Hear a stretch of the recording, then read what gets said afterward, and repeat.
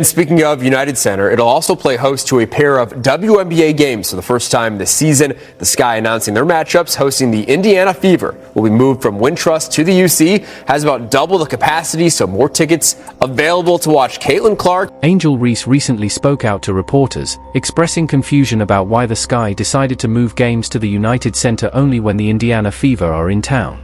While her concerns are understandable, the truth behind the decision might be tough to hit. Well, what I do realize is that as of right now, no other Chicago Sky game have been moved to the United Center, except for one, Indiana Fever. When a standout player enters the league and forces teams to upgrade venues because 10,000 seats just aren't enough, it's not just about star power, it's a sign of economic reality. Last season, the Indiana Fever set a record with almost 341,000 fans at Gainbridge Fieldhouse. Meanwhile, the Chicago Sky aren't even close to that number. Still, Angel Reese seems to think they're equally responsible for growing the game. We have all the data, sales numbers, screenshots, and details around this frustrating arena situation, and it's clear why Angel is so upset. So it looks like the Chicago Sky have finally done what we've been asking for, which was to schedule the games against the Fever at the United Center. And also, in case you weren't already aware, the United Center is the biggest basketball arena in the country. Both home games against the Fever have been scheduled at the United Center. Did you catch how fast the Chicago Sky announced they're moving only the Indiana Fever games to the United Center? Let's break down what that really means. The Sky just made a big announcement that's got the WNBA world talking. For the 2025 season, they're moving 2 specific games to the iconic United Center, and those 2 games? You guessed it, both are against Caitlin Clark and the Indiana Fever. This isn't just a random venue change, it's a bold statement with a lot of meaning behind it. When Caitlin coming to town, man, all these teams are going to cash in on that.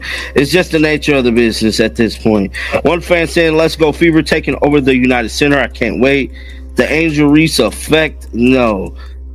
They know better than to leave free money on the table when the face card comes to town. Yeah, man, because we remember last time Caitlin Clark was there, bro, the arena erupted. What makes this decision so interesting is the timing.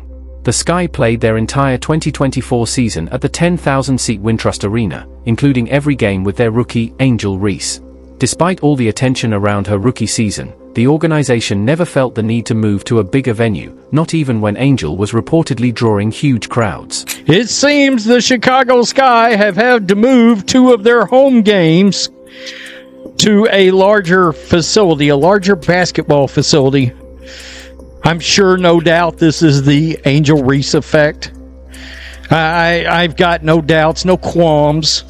There's nothing. She even told me herself right here that it's not just one other player, it's because of her too. Now, out of nowhere, with Caitlin Clark coming to town, Sky President Adam Fox is talking about rewarding fans' passion and dedication.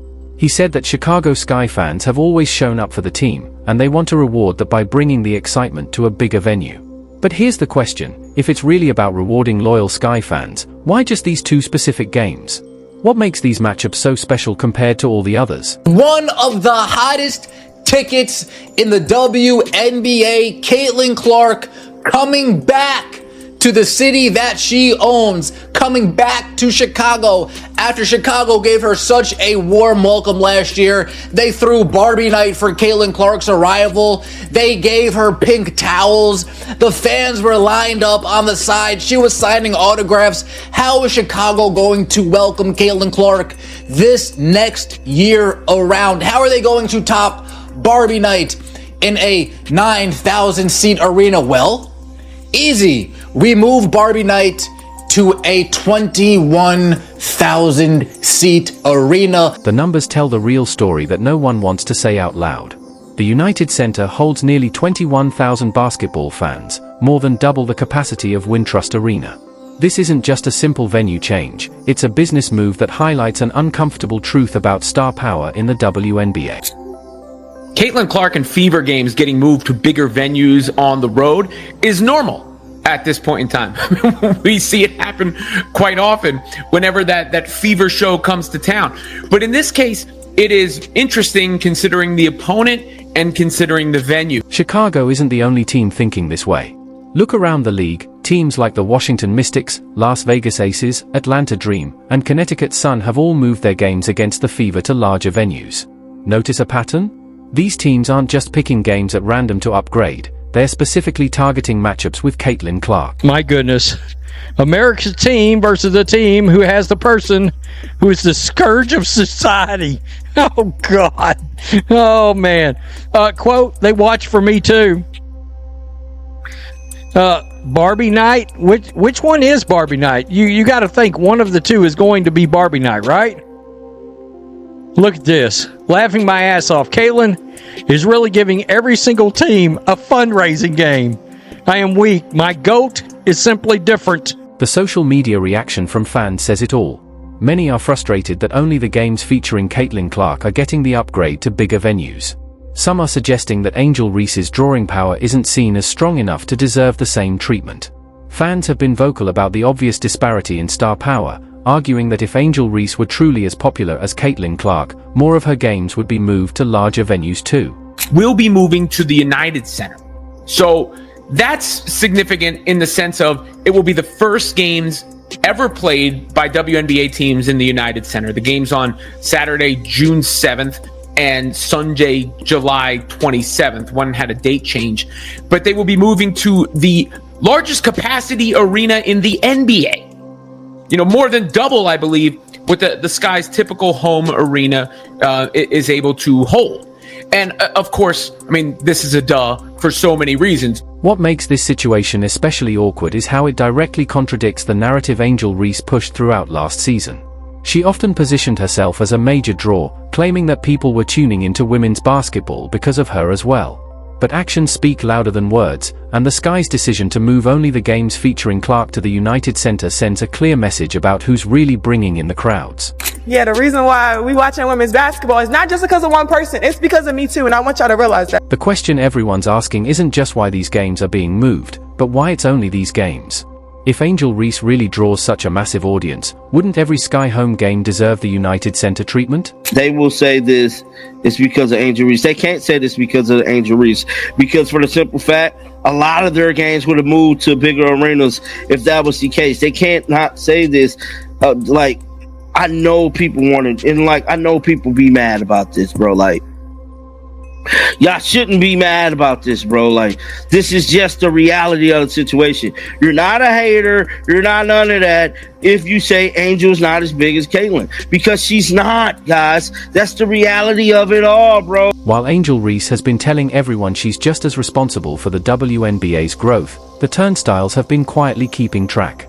Let's see if the numbers support her bold claims, or if they tell a completely different story. Folks, last year, the Indiana Fever were in Chicago, and a lot of us were asking, why aren't they putting this in the big arena? Are they really that stubborn that they're ready to just turn away dollars just for a narrative? Seems as if they got their end of their year report, looked at the bottom line and said, you know what? Slam shut. In 2025, we're going to be in the United States. If Angel Reese truly brought the same star power to the table, wouldn't the Sky be rushing to move all their home games to the United Center? Shouldn't every matchup featuring Reese be a guaranteed sellout? Logic would suggest that's how it would be if her claims lined up with reality. And the Fever are going to be over 200,000 higher than the next highest total attendance in league history. Clarkonomics, my friend! Looking at last season's numbers gives us a crystal clear picture. The Indiana Fever shattered the WNBA's single-season home attendance record, drawing over 341,000 fans in 2024. That's a massive 36% increase over the previous record, which had stood since 2001 when the New York Liberty set it. This wasn't just a small uptick, it was a seismic shift in how many people were willing to pay to watch women's basketball. Guys, I'm telling you, when Caitlin Clark comes to town, put it in the big arena, because she is box office, and it is going to be big money. So, not even just the ticket sales, merchandise sales, concession stands, Parking. Dude, they are racking in money from every area when Caitlin Clark comes to town. So, of course, the Chicago Sky, oh, fine. I guess I'll milk that well until it's dry. The real eye-opener comes when you look at the biggest crowds. The Fever managed to break the 20,000 attendance mark 3 times during their 2024 season. Meanwhile, the Sky, despite having Angel Reese on their roster, not once hit that number. In fact, Chicago's current attendance record wasn't even set during Angel's rookie season. It goes all the way back to 2016, when over 16,000 fans watched the Sky lose to the LA Sparks. That was years before Angel even stepped foot on a college court. There's a very thin line between hate and facts, and what I believe to be the case is that there was incremental growth in the WNBA comparatively to the exponential growth we are seeing now. What I'm about to tell y'all I haven't heard before, so I doubt you have either. Before the 2023 season, the WNBA had grown by 40% viewership from 2022 to 2023. But with Caitlin Clark's arrival, it's grown by 400% viewership. What that means... The disparity becomes even clearer when you compare head-to-head matchups. When Caitlin Clark and Angel Reese faced off last season, ticket prices didn't just rise, they skyrocketed, with some seats reselling for thousands of dollars as fans scrambled to see the rivalry in person. But games featuring just Reese, without the Clark factor, didn't command anywhere near the same premium or urgency in the secondary market. In fact, Sky home games for next season can still be found at bargain prices, while Fever home games have long been sold out. Yeah, let me tell you about Caitlin Clark. Yeah. Caitlin Clark has brought so many eyes to women's basketball that it's amazing. A dude named Acho, I forgot his first name, is something Acho. Emmanuel Acho. Yeah. He showed how in 5 days before the draft, she made the WNBA more money than they would have made in the next 5 years without her. Even more revealing is that Angel Reese's games averaged around 9,000 fans last season, which is about half of the Indiana Fever's average of 17,000. The WNBA saw a twofold increase in attendance, specifically when Caitlin Clark was playing. The Fever even averaged 36% more fans on the road than any other team in the league. In fact, the WNBA itself has acknowledged that more than a quarter of last year's revenue can be traced back to Caitlin Clark. That's not just star power, it's game-changing, venue-altering influence that can't be ignored, no matter how often someone claims to be part of women's basketball's rise in popularity. Again, as of right now, to my knowledge, that what I've seen, no other Angel Reese games have been moved due to potential attendance for said game. I mean, I'm just pointing that out. I'm not sure if you're allowed to. I've been told, Angel Reese told us it was because of her too. They're coming because of me. Are they? Are they really? I don't see other teams doing this for other players. They're doing it for Caitlin Clark because they know Caitlin Clark is bringing the bacon. She's bringing the bacon, but this is great. The CC hype is real. Is this the Caitlin or Angel effect? Stop it.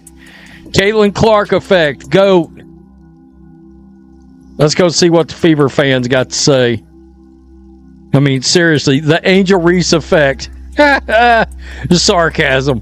Every venue CC plays in, the Caitlin Clark effect. Like, I'm surprised we're not playing at the United Center. I thought that would have been really good for the game and really good for all the women's basketball fans in Chicago. So maybe there's a conflict of some sort that I don't know about. Obviously, that's a little above my pay grade.